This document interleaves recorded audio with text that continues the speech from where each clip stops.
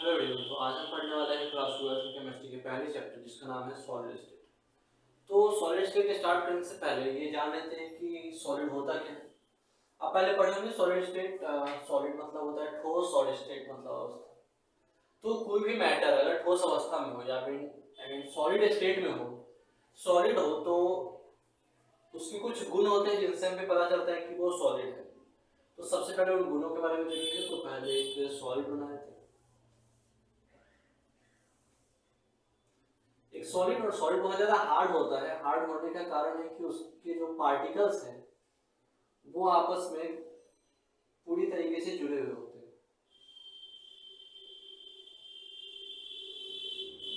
तो ये कुछ पार्टिकल्स बनाए थे।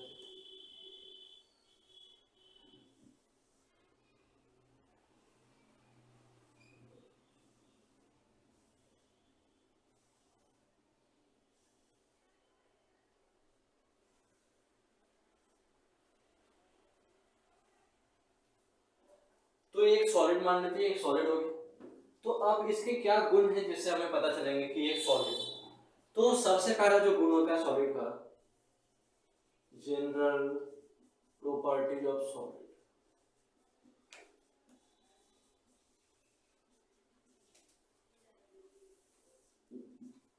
जो सबसे पहला प्रॉपर्टी होता है सॉलिड का जिससे हमें पता चलता है कि वो सॉलिड है, वो है कि सॉलिड का जो शेप होता है वो फिक्स होता है। एक सॉलिड को आप कहीं भी रखेगा हमेशा वो उसी शेप का होगा। जैसे ये मार्कर ही, इसको अगर हाथ में रखेंगे तो भी शेप सिलेंड्रिकल है, अगर किसी बेंच पे रखे तो भी शेप सिलेंड्रिकल है। कहीं भी डालेंगे तो इसका शेप वैसा ही रहेगा, इसका शेप नहीं बदलने वाला। तो सॉलिड का एक फिक्स शेप होता है, इट हैज डेफिनिट शेप। आकार इसका कहीं पर भी नहीं बदलेगा, तब तक नहीं बदलेगा जब तक हम बाहर से कोई एक्स्ट्रा फोर्स ना लगाएं। ठीक है, शेप फिक्स होता है इसका। दूसरा चीज क्या फिक्स होता है, इसका साइज। साइज हमेशा सेम रहता है सॉलिड का जब तक एक्स्ट्रा कुछ उसमें ना किया गया हो। तो जब तक हम सॉलिड को कुछ नहीं करेंगे तब तक वो सॉलिड नहीं बढ़ने वाला। ये सॉलिड एक साल के बाद भी उसी साइज का रहेगा और एक साल पहले भी उसी साइज का था। तो टाइम के हिसाब से सॉलिड का साइज जो है नहीं बढ़ता है, साइज जो है फिक्स होता है। तो शेप के साथ साथ इसका साइज भी फिक्स है। अब शेप भी फिक्स है, साइज भी फिक्स है, इसका वॉल्यूम भी फिक्स होता है क्योंकि कुछ इसमें बढ़े रहे। वॉल्यूम भी फिक्स होता है, साथ ही मास भी इसका फिक्स होता है, मास भी नहीं बढ़ता। तो इन चारों चीजों में से कोई भी चीजें नहीं बढ़ती। तो अगर वॉल्यूम और मास नहीं बढ़ रहा है तो डेंसिटी भी नहीं बढ़ता है, और डेंसिटी भी फिक्स होता है। लेकिन सॉलिड का डेंसिटी आपने पढ़ा होगा सबसे ज्यादा होता है, हाई डेंसिटी। सबसे ज्यादा डेंसिटी होता है सॉलिड का। ठीक है, तो अब इसके बाद अगला जो गुण है इसका, नेक्स्ट प्रॉपर्टी जो है, सॉलिड इनकम्प्रेसिबल होता है। It is incompressible. मतलब सॉलिड को आप दबा नहीं सकते, ज्यादा दबाव सॉलिड पर नहीं लगा सकते। सॉलिड को पर नॉर्मली दबाव नहीं लगा सकते, दबाने पर कोई इसका शेप में चेंज नहीं होने वाला। अगर भाग को भी दबाया जाए तो कोई चेंज नहीं होने वाला। लेकिन उसी जगह पे कुछ एक्सेप्शन भी है, जैसे स्पंज है। तो स्पंज एक सॉलिड है लेकिन अगर उसको दबाते तो वो बदल जाते, तो दबाव उसमें हो सकता है। लेकिन कुछ चीजों में दबाव नहीं होता है और वो सॉलिड कहलाता है। बाकी चीजें भी सॉलिड है लेकिन उसके अंदर गैसेस भरे हुए, वो खोखला है अंदर से, जिस वजह से वो कंप्रेसिबल हो जाता है। ठीक है, मेनली सॉलिड इनकम्प्रेसिबल होते हैं, उन्हें आसानी से दबाए नहीं जा सकते। तीसरा जो प्रॉपर्टी है वो हो जाता है इसके मॉलिक्यूल्स के बारे में। मॉलिक्यूल में दो पॉइंट आ जाएंगे, एक इंटरमॉलिक्यूलर डिस्टेंस और एक इंटरमॉलिक्यूलर फोर्स। इंटरमॉलिक्यूलर डिस्टेंस और इंटरमॉलिक्यूलर फोर्स ऑफ अट्रैक्शन। तो इसके बीच का डिस्टेंस, अब ये मॉलिक्यूल्स हो गए, इसके बीच में डिस्टेंस कितना है एक मॉलिक्यूल से दूसरे मॉलिक्यूल्स के बीच में? बहुत ही कम, ना के बराबर। तो इसका जो डिस्टेंस, क्योंकि सॉलिड जो होते हैं उस ठोस होता है उसके मॉलिक्यूल्स आपस में जुड़े हुए होते हैं, ये इस तरीके से एकदम बिल्कुल आपस में जुड़े हुए होते हैं। मतलब है कि आकर्षण बल जो होगा, फोर्स ऑफ अट्रैक्शन, एक मॉलिक्यूल को दूसरे मॉलिक्यूल की तरफ खींचने की क्षमता जो है वो ज्यादा होती है, क्योंकि दोनों आपस में एक दूसरे से चिपके हुए होते हैं। तो फोर्स ऑफ अट्रैक्शन जो है वो ज्यादा है, मैक्सिमम है, क्योंकि एक मॉलिक्यूल ने दूसरे मॉलिक्यूल को खींचा हुआ बहुत तेजी से, जिस वजह से वो आपस में चिपके हुए दिख रहे हैं। और जो डिस्टेंस है दो मॉलिक्यूल के बीच का डिस्टेंस न के बराबर, डिस्टेंस इज मिनिमम, कम से कम या फिर नेग्लिजिबल, न के बराबर। ठीक है, तो ये कुछ प्रॉपर्टीज हो गए, मेनली ये जनरल प्रॉपर्टी है सॉलिड के। ये सॉलिड का शेप फिक्स होता है, साइज फिक्स होता है, वॉल्यूम फिक्स होता है, मास फिक्स होता है और डेंसिटी उसका हाई होता है। सॉलिड इनकम्प्रेसिबल होता है, सॉलिड को हम दबा नहीं सकते। इंटरमॉलिक्यूलर डिस्टेंस मिनिमम होते हैं, इसके मॉलिक्यूल्स के बीच की जो डिस्टेंस है वो कम से कम होगी या फिर नहीं होगी। Intermolecular force of attraction maximum होगा। अगर डिस्टेंस कम है इसका मतलब एक मॉलिक्यूल दूसरे मॉलिक्यूल को अपनी तरफ खींचा हुआ है, व्हिच मींस कि उसका फोर्स ऑफ अट्रैक्शन ज्यादा है। तो सॉलिड के कुछ जनरल प्रॉपर्टी समझ में आ गए। अब चलते हैं सॉलिड के टाइप्स। हाँ, तो इसके बाद अब देखते हैं टाइप्स ऑफ सॉलिड। तो सॉलिड के मेनली दो टाइप होते हैं। पहला टाइप जो होता है उसे वो होता है क्रिस्टलाइन सॉलिड। दूसरा टाइप होता है एमोर्फस सॉलिड।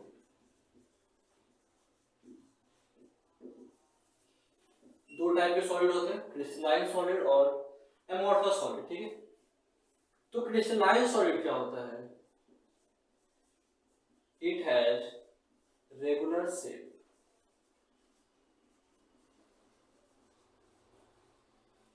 क्रिस्टलाइन सॉलिड का जो शेप होता है वो रेगुलर होता है, मतलब कुछ फिक्स शेप होता है। लेकिन एमोर्फस सॉलिड का शेप इरेगुलर होता है, मतलब किसी पैटर्न में हो रेगुलर में। और एमोर्फस का इरेगुलर मतलब कोई पैटर्न ही नहीं, कैसा भी शेप हो सकता है, इरेगुलर शेप। तो पहला तो ये होगा कि क्रिस्टलाइन सॉलिड का शेप रेगुलर होता है, फिक्स होता है, हर जगह कोई पैटर्न होता है, उसमें कोई पैटर्न नहीं, कैसा भी शेप हो सकता है। ठीक है। दूसरा, अब इसका शेप फिक्स होता है तो या फिर रेगुलर शेप होता है, इसलिए इसे कहते हैं true solid. It is known as true solid. और इसका इरेगुलर होता है इसलिए इसे ट्रू सॉलिड नहीं, इसे कहते हैं pseudo solid. It is known as pseudo solid. Pseudo solid कहते हैं या फिर super cooled liquid. Super cooled liquid, liquid को अगर बहुत ज्यादा ठंडा किया जाए तब जाके बनता है एमोर्फस सॉलिड। ठीक है। तीसरा, ये सॉलिड पहले से सॉलिड होता है इसलिए ट्रू सॉलिड बोलते हैं, लेकिन इसमें लिक्विड को ठंडा करने के बाद बनाया जाता है इसलिए एमोर्फस सॉलिड है, ऐसे स्यूडो सॉलिड बोलते हैं। तीसरा पॉइंट जो आ जाता है इसका, it has long range order pattern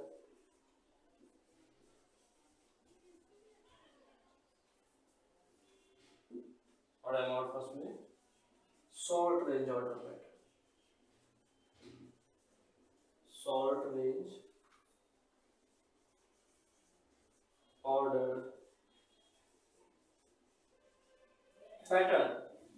इसका मतलब क्या है कि इसका जो क्रिस्टलाइन सॉल्ट का जो स्ट्रक्चर बनता है वो पूरे स्ट्रक्चर में काफी देर तक एक ही पैटर्न में उसका स्ट्रक्चर बनता है। ठीक है, जैसे हम ले लेते हैं, अगर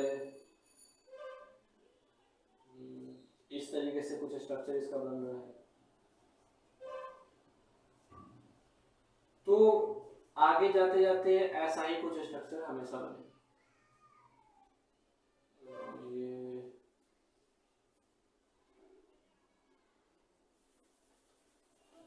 ये एग्जांपल इसका ले लेते हैं SiO2 का। SiO2 को क्वार्ट्ज बोलते हैं और इसका स्ट्रक्चर जो है SiO2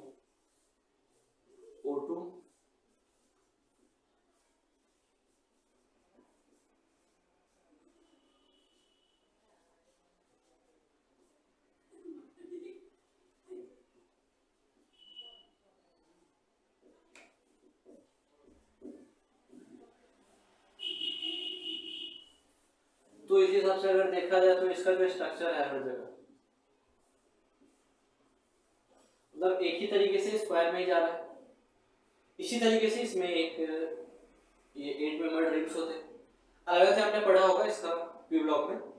तो SiO2 का स्ट्रक्चर क्वार्ट्ज में इस तरीके से एक फिक्स ऑर्डर है, इसका एक पैटर्न फिक्स है, उसी पैटर्न पे आगे बढ़ता है और ऐसे ही बहुत बड़ा स्ट्रक्चर इसका बनता है। एक फिक्स पैटर्न है, काफी लंबे देर तक फिक्स पैटर्न होता है।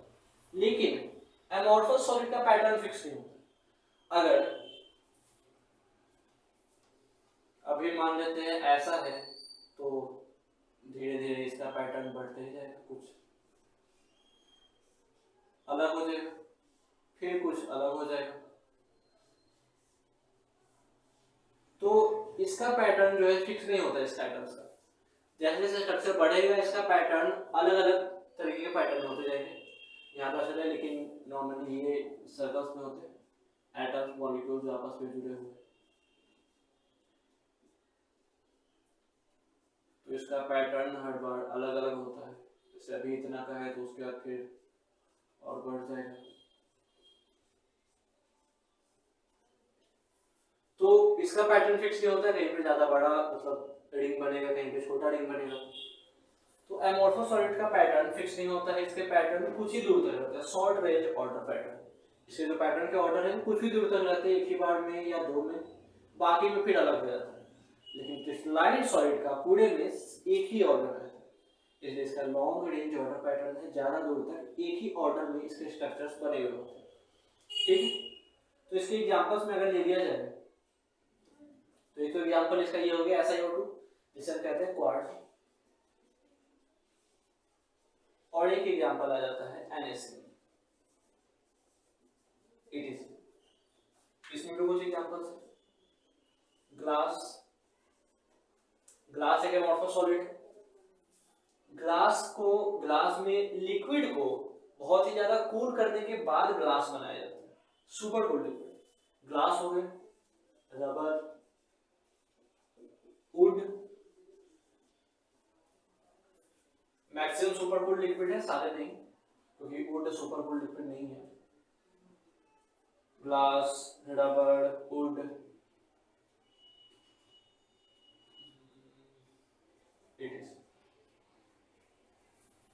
तो ये कुछ एग्जांपल्स हो गए। क्रिस्टलाइन सॉलिड के क्वार्ट्ज और NaCl, सोडियम क्लोराइड, और एमोर्फस सॉलिड के ग्लास, रबर, वुड, etc। एक पॉइंट और इसका देखने जिससे पता चल जाता है कि वो क्रिस्टलाइन है या एमोर्फस है। When it cut by a sharp tool, अगर ये शार्प टूल से इसको काटा जाए, it produces a smooth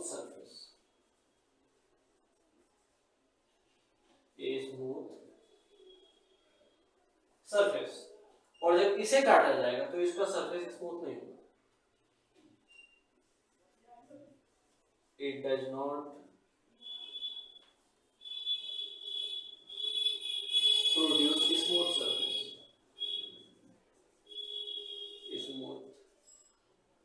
surface on cutting।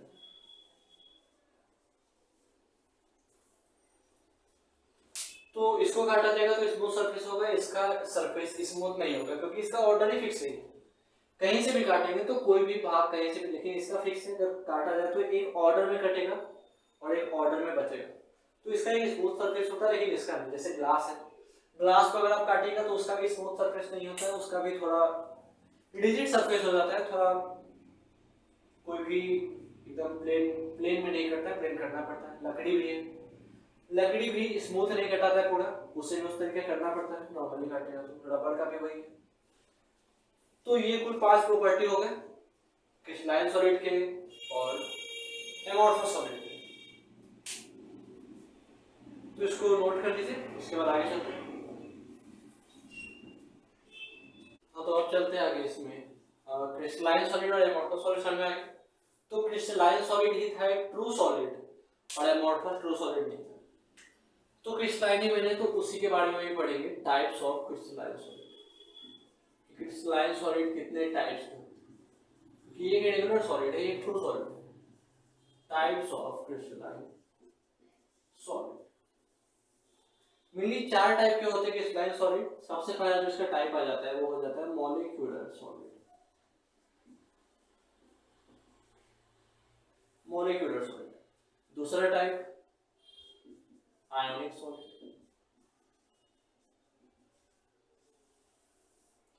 तीसरा कोवैलेंट सॉलिड। और चौथा मेटालिक सॉलिड। तो ये 4 टाइप्स है क्रिस्टलाइन सॉलिड।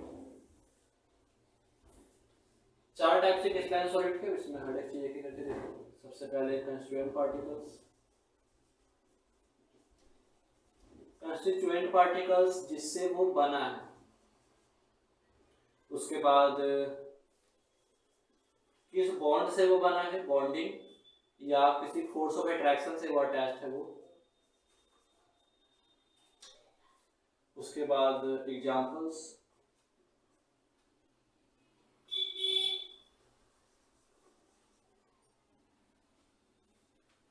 तो सबसे पहले constituent particles, molecular solid, molecule से बने होते हैं, तो इसके कंस्टिट्यूएंट पार्टिकल्स हो जाएंगे मॉलिक्यूल्स। आयोनिक सॉलिड आयन से बने होते हैं, नाम से पता चल रहा होगा। कोवैलेंट सॉलिड एटम्स से बने होते हैं। और मेटालिक सॉलिड बने होते हैं मेटल से। मेटल्स में मेनली प्लस चार्ज होते हैं, इसलिए हम कह सकते हैं कि कटायन से बने।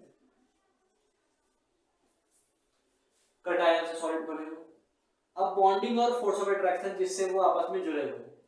मॉलिक्यूलर सॉलिड जो है वो आपस में जुड़ता है कई सारे फोर्सेस से। एक लंडन फोर्स, डिस्पर्सन फोर्स, इस सब के बारे में आपने आगे में पढ़ा होगा। वैन डर वाल फोर्स,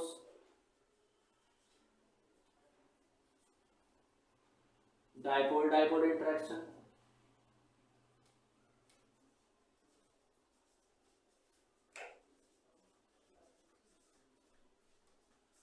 और एच बॉन्ड। तो इससे मॉलिक्यूलर सॉलिड के मॉलिक्यूल्स आपस में जुड़ते हैं। आयोनिक में आयंस है तो electrostatic force of attraction, electrostatic force of attraction, या फिर coulombic force, coulombic force of attraction, या तो इलेक्ट्रोस्टैटिक फोर्स या फिर कोलम्बिक फोर्स, क्योंकि आयंस है और आयन में या तो कोलम्बिक फोर्स लगता है या फिर इलेक्ट्रोस्टैटिक फोर्स। कोवैलेंट सॉलिड, इसमें कोई फोर्स नहीं लगता, इसमें लगता है बॉन्ड, और कोवैलेंट सॉलिड में लगता है कोवैलेंट बॉन्ड। आपने पढ़ा होगा अपनी कोवैलेंट बॉन्ड 3 तरीके के होते हैं, single bond, double bond, triple bond, और इसी में सिग्मा बॉन्ड और पाई बॉन्ड भी आते हैं उसके वीकनेस और स्ट्रॉन्गनेस के हिसाब से। तो कोवैलेंट बॉन्ड से बने होते हैं कोवैलेंट सॉलिड। इनके एटम्स आपस में कोवैलेंट बॉन्ड बनाते हैं, तब जाकर कोवैलेंट सॉलिड बनता है। अब अगर मेटालिक, तो मेटालिक बने होते हैं मेटालिक बॉन्ड से, मेटालिक बॉन्ड। अब मेटालिक बॉन्ड क्या होता है, आपने शायद अलग से पढ़ा होगा, नहीं पढ़ा तो बता देते हैं कि मेटालिक बॉन्ड जो होता है एक मेटल के अंदर, एक मेटल के अंदर, एक ही मेटल के अंदर बनाते हैं। जैसे हम सोडियम ले लेते हैं, तो सोडियम में होते हैं 11 इलेक्ट्रॉन्स और 11 प्रोटॉन्स, ठीक। इलेक्ट्रॉन पे माइनस चार्ज, प्रोटॉन पे प्लस चार्ज, एक ही एटम के अंदर। सोडियम एक सॉलिड है, एक ही एटम के अंदर 11 प्रोटॉन होंगे और 11 electron.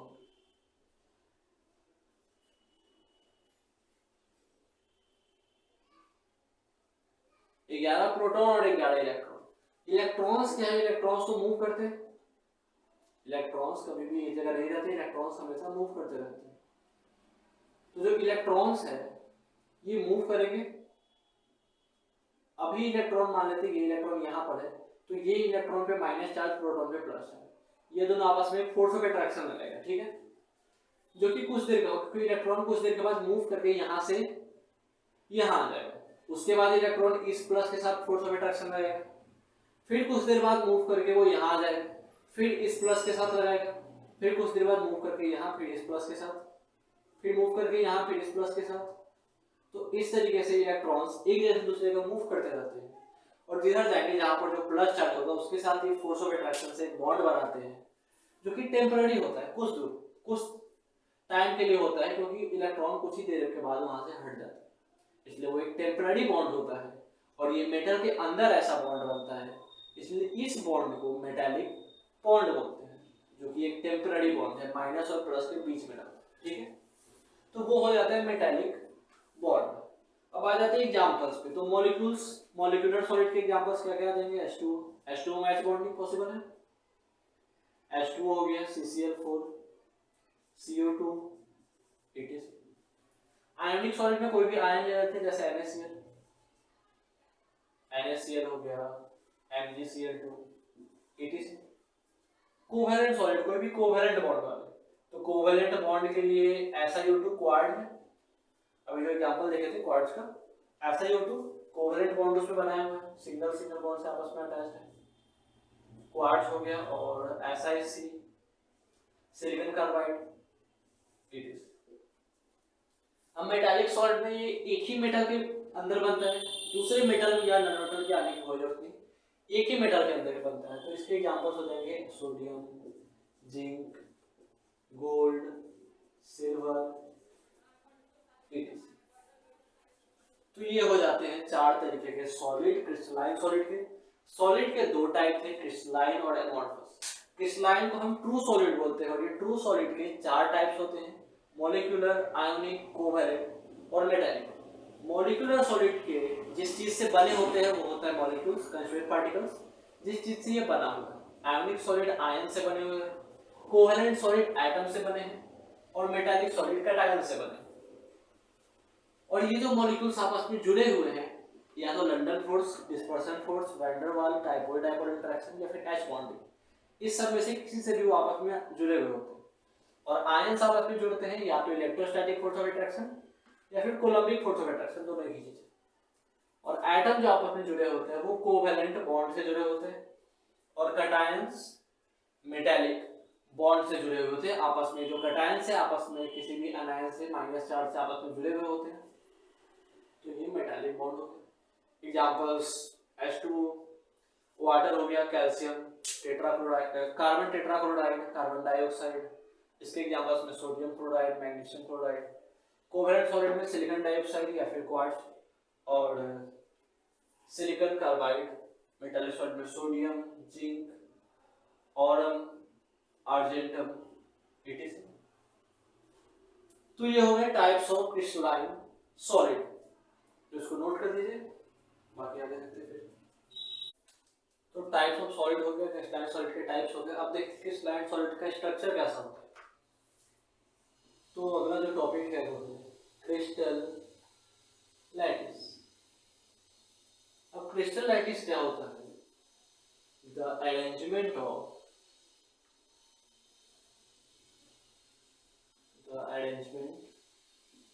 Of points in three-dimensional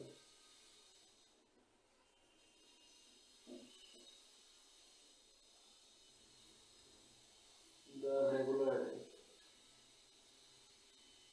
in three-dimensional space is called crystal lattice.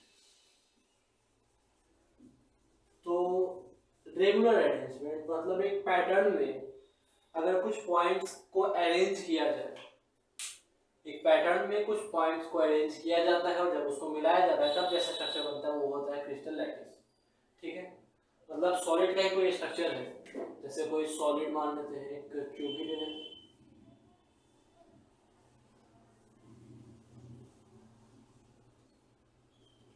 ऐसे ऐसे एक बड़ा सा स्ट्रक्चर है 3D। तो ये बनाने के लिए हमें कुछ पॉइंट्स चाहिए, तो वो पॉइंट्स मान लेते हैं। तो पॉइंट्स को इस तरीके से रखना है कि ये इन पॉइंट्स को जब मिलाया जाए तो इसे बोलेंगे इन पॉइंट्स को क्रिस्टल लैटिस, ताकि जब इसे मिलाया जाए तो एक पूरा एक सॉलिड बन जाए।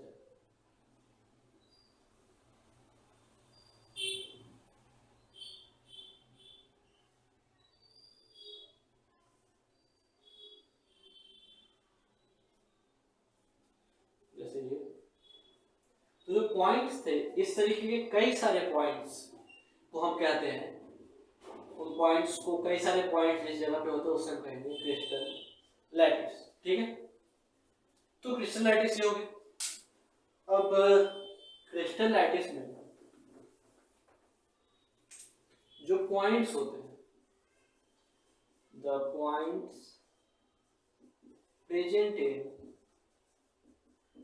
Crystal lattice is known as, crystal lattice में जो पॉइंट्स होते हैं उन्हें हम कहते हैं लैटिस पॉइंट्स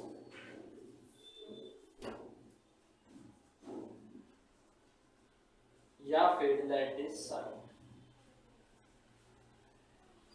ठीक है, क्योंकि क्रिस्टल लैटिस में प्रेजेंट है इसलिए या तो लैटिस पॉइंट्स या फिर लैटिस साइट कहते हैं उन पॉइंट्स को। और ये पॉइंट जो होते हैं, अभी जो पॉइंट है तो सॉलिड में ये पॉइंट है क्या, दीज पॉइंट्स,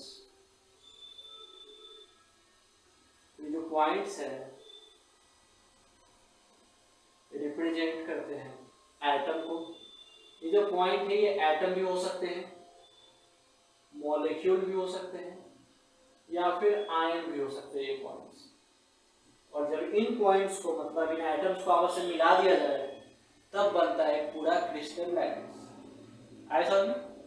तो ये जो पॉइंट्स है लैटिस पॉइंट्स या लैटिस साइट, इनको जब ये होते हैं एटम, मॉलिक्यूल या आयन, और जब इन्हें आपस में मिला दिया जाता है तो हो जाता है क्रिस्टल लैटिस। तो वो बनाने के लिए भी उसको आपस में मिलाना पड़ेगा। तो these points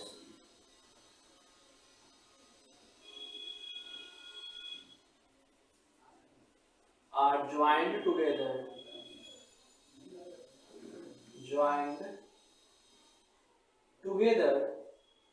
then they form a crystal lattice। तो जब ये पॉइंट्स आपस में जुड़ते हैं तो एक क्रिस्टल लैटिस बनाते हैं। ठीक है, इसको नोट कर लीजिए, इसके बाद आगे चलते हैं क्रिस्टल लैटिस के बारे में। तो अब देखते हैं इसमें क्रिस्टल लैटिस का एक छोटा सा भाग जिसे कहते हैं यूनिट सेल। पूरे क्रिस्टल लैटिस जो बना होता है उसका एक छोटा सा भाग, मतलब एक पैटर्न जिस पैटर्न में पूरा जुड़ा हुआ है तो उसे एक छोटे से पैटर्न का जो भाग होता है उसे हम कहते हैं यूनिट सेल। ठीक है, इसके डेफिनेशन हो जाएगा the smallest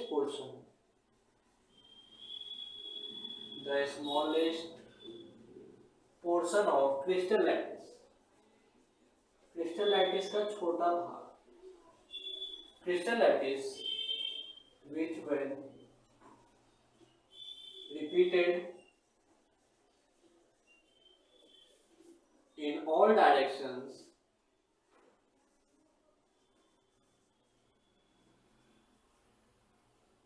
then it form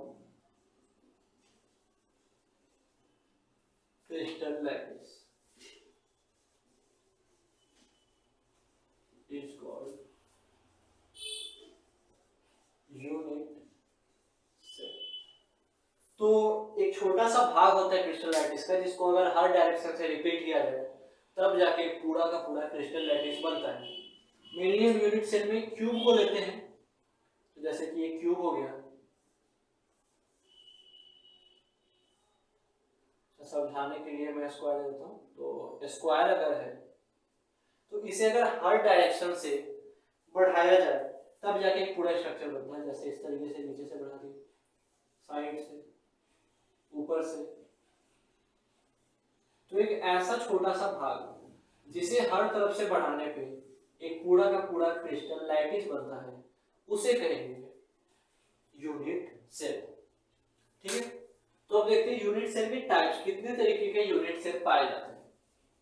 तो यूनिट सेल वैसे तो 4-5 होते हैं, लेकिन मेन 3 ही है जनरली, उनके बारे में पढ़ें। टाइप्स ऑफ यूनिट्स,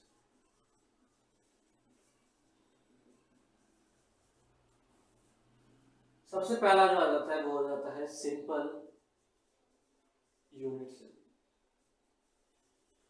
या इसको प्रिमिटिव भी बोलते हैं, प्रिमिटिव या सिंपल यूनिट सेल। ठीक है, दूसरा आ जाता है फेस सेंटर्ड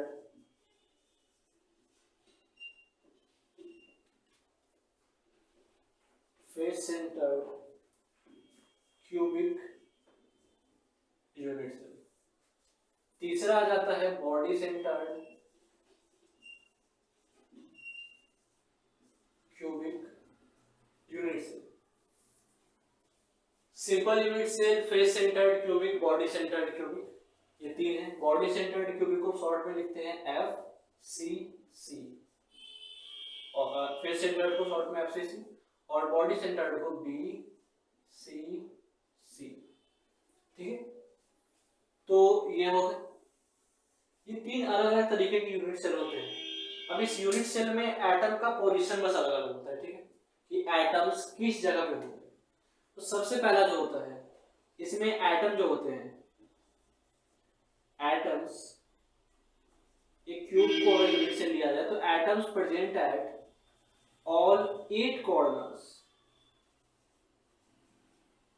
जो 8 कॉर्नर्स है सब पे एटम्स होते हैं। जैसे ये क्यूब हो गया,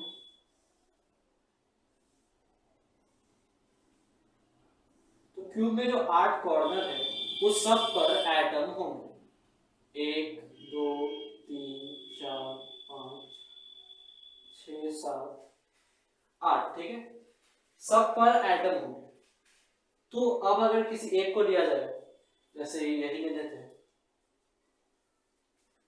तो इसमें, इसके अंदर, इस एटम के अंदर कितना भाग गया अगर नीचे से है तो 1/4, 1/4 गया। ये सर्कल दिख रहा है इसलिए 1/4, लेकिन एटम होता है स्फेरिकल होता है, और स्फीयर जो है मेनली 2 सर्कल से मिलकर बनते हैं, एक इधर ऊपर से और एक ऐसे। तो अगर ये 1/4 है तो 1/4 मतलब इस पूरे सर्कल का 1/4, और इस वाले सर्कल का भी 1/4, 1/4 इस पूरे का और 1/4 इसका। तो ये हो जाता है 1/8 भाग। ठीक, तो इस एक एटम का इस यूनिट सेल के अंदर 1/8वां भाग है, और ऐसे एटम लगाए गए हैं 8 जगह। एक एटम का 8वां भाग है, तो ऐसे 8 एटम लगाए गए हैं। तो पूरे में टोटल अगर मिला दिया जाए कि कितने एटम इस यूनिट सेल के अंदर आए गए हैं, तो उसे हम कहते हैं इफेक्टिव नंबर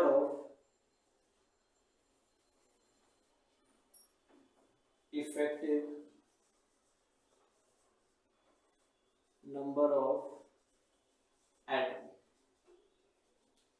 तो 1/8 हिस्सा है एक एटम का, और ऐसे 8 एटम है, तो 1/8 गुणे 8 ये आ जाएगा 1।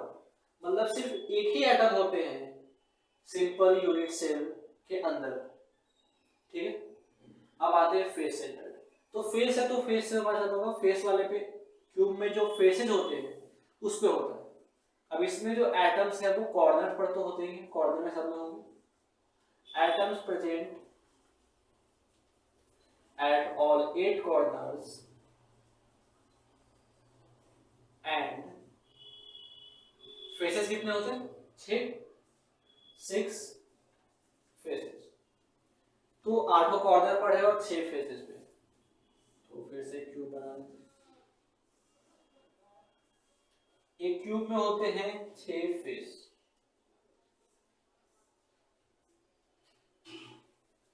एक ऊपर, एक नीचे, 2 3 4 साइड में, एक आगे एक पीछे, 5 और 6। ठीक है, ऊपर नीचे और दोनों साइड में 4 हो गए और आगे पीछे 6 हो गए। तो ये 6 फेसेज है, तो एटम कॉर्नर पर तो होंगे ही, और साथ ही हर एक फेस पे होंगे। तो ऊपर वाले फेस पे एटम, साइड में भी, पीछे भी, इधर और नीचे, और भी बच गया शायद 1 2 3 4 5। एक सामने वाले फेस पे और ये एक पीछे वाले के लिए थोड़ा, तो पीछे वाले के लिए आ गया। तो टोटल ऐसे 6 एटम्स इस जगह पे आ जाएंगे और बाकी कॉर्नर्स पे होंगे। तो इसका भी हम निकालेंगे इफेक्टिव नंबर ऑफ एटम, मतलब कितने यूनिट सेल में प्रेजेंट है। तो एटम ध्यान रखना, एटम जो है स्फेरिकल होता है। तो पहले तो 8 कॉर्नर का जैसे इसमें निकाले थे, 1/8 हिस्सा होगा और 8 कॉर्नर है, तो 8 एटम। साथ ही इसमें फेस पर भी आ गया। तो अगर फेस पर एटम आएंगे, जैसे मान लीजिए ये एक फेस है 2D में, यहाँ पर हम एक एटम डाले स्फेरिकल, जैसे बॉल ही मान लीजिए। तो एक बॉल को डाला जाए, तो इसके अंदर डाला जाए तो आधा हिस्सा एक बॉल का अंदर होगा और आधा हिस्सा बाहर होगा। अगर फेस पे डाला जाए, फेस के सेंटर में डाला जाए तो आधा अंदर होगा और आधा बाहर होगा। मतलब एक एटम का आधा हिस्सा अंदर की तरफ होगा और आधा हिस्सा बाहर की तरफ होगा। तो आपको बस अंदर का लेना है। तो एक एटम का आधा हिस्सा आ रहा है बस, और ऐसे एटम लगा देते हैं 6। तो ये 1 आ जाएगा और ये आ जाएगा 3। 1 + 3 = 4। तो एफसीसी में 4 होते हैं। ठीक है, हर एक फेस पे और 8 कॉर्नर पे। फेस पे आधा हिस्सा है। अब इसके बाद चलते हैं बॉडी सेंटर्ड क्यूब। इसमें भी एटम्स कॉर्नर पर होंगे। Atoms present at all corners. Corner पर तो होंगे एंड, और साथ ही एक एटम प्रेजेंट होता है, present at body of cube. Cube के बॉडी में, मतलब एकदम बीचों बीच।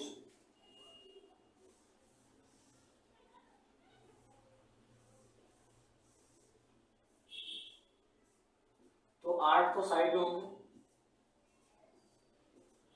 और एक जो होता है एकदम बीचों बीच, इसमें पूरा इसके बीचों बीच होता है। ठीक है, जो सबसे सटा हुआ होता है पूरा इसके बीचों बीच। तो ये तो पूरा का पूरा इसके अंदर आ गया। तो पूरा एक एटम, और बाकी ये जो 8 है, इसका भी लिखते हैं इफेक्टिव नंबर ऑफ एटम, जो 8 कॉर्नर पर है। अब एक एटम पूरे अंदर है, पूरा का पूरा अंदर आ गया, तो पूरा में +1, पूरा भाग आ गया। तो 1 + 1 = 2। तो प्रिमिटिव यूनिट सेल में इफेक्टिव नंबर ऑफ एटम 1 होते हैं। Face centred cubic unit cell में 4 होते हैं, और body centred cubic unit cell में इफेक्टिव नंबर ऑफ एटम 2 होते हैं। ठीक है, तो यूनिट सेल आ गए समझ में, ये हो गया उसके टाइप्स। अब बाकी इसमें देखेंगे अगले क्लास में।